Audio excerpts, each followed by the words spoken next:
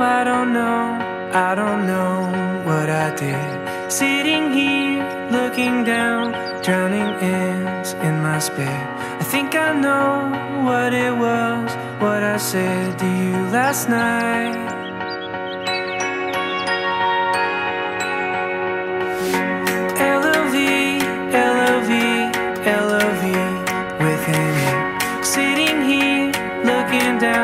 Picking grass between my feet.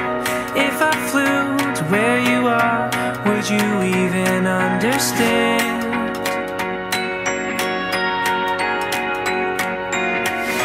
If I flew to where you are, would you think to hold my hand?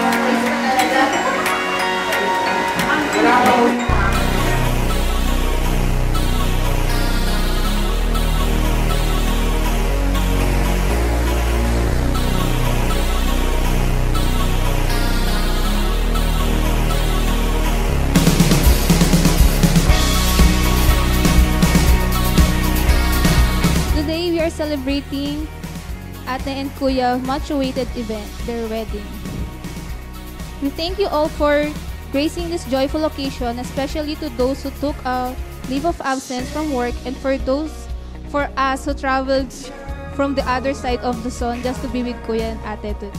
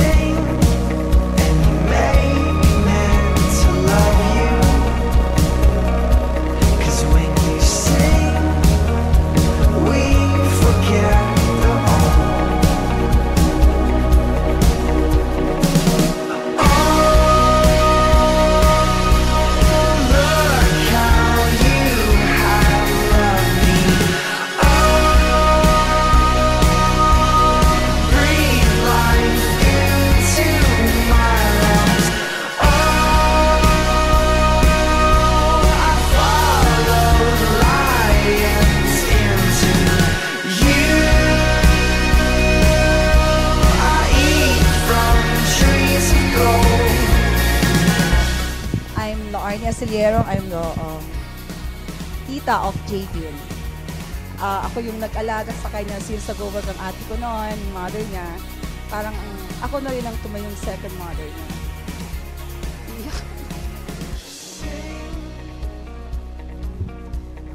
Javian, Karen, congratulations sa inyo and best wishes.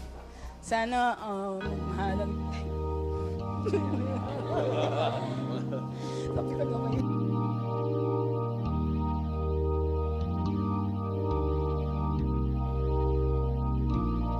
When you try.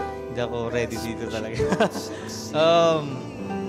In behalf of me and M, my wife, best wishes for both of you and punahan tayo magka-baby, ha? Thank you. Toast. When Karen and Javian met, I rarely heard about something about Javian. Hindi namin siya masyadong napag-uusapan. Pero something changed when Javian prepared that dinner with the rose petals scattered. Sabi ni Karen, iba daw yung feeling. Which, if I have known Karen in the past, pagtatawanan lang namin yung rose petals na yun. Pero kinilig siya at that point, I think. Lights will guide you home and ignite your bones, and I will try to fix you. I think Karen and Javian is bringing everything about each other. They bring out the cheesiness, the jologs from each other, and of course the best from each other. So to Karen and Javian, cheers to the lovely life. When you're too love to let it go. Mahalin nyo, hindi lang yung katangian ng bawat isa, kundi yung kapintasan. Huwag kayong magsisisihan na kasi ganyan-ganyan ka. Sabi nga ni yung Ninong Ferd nyo, lagi kayong mag-uusap. Kung ano yung mga problema ninyo, pag-usapan ninyo. Lights will guide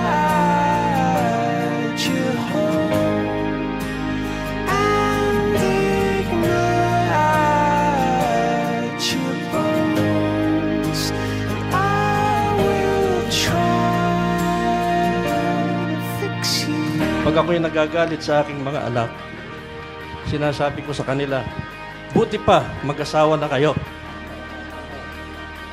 para masubukan ninyo ang hirap sa pagpapalaki ng anak. Subalit ngayon, iniiyakan ko ang kanilang paglisan sa akin. Subalit ito'y hindi katapusan ng lahat.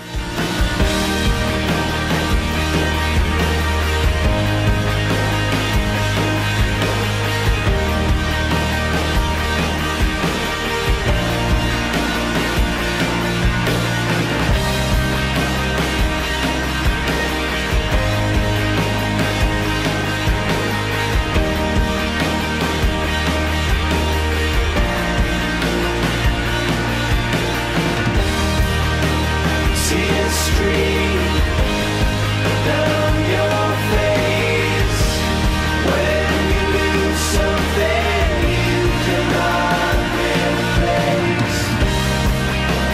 Tears stream down your face.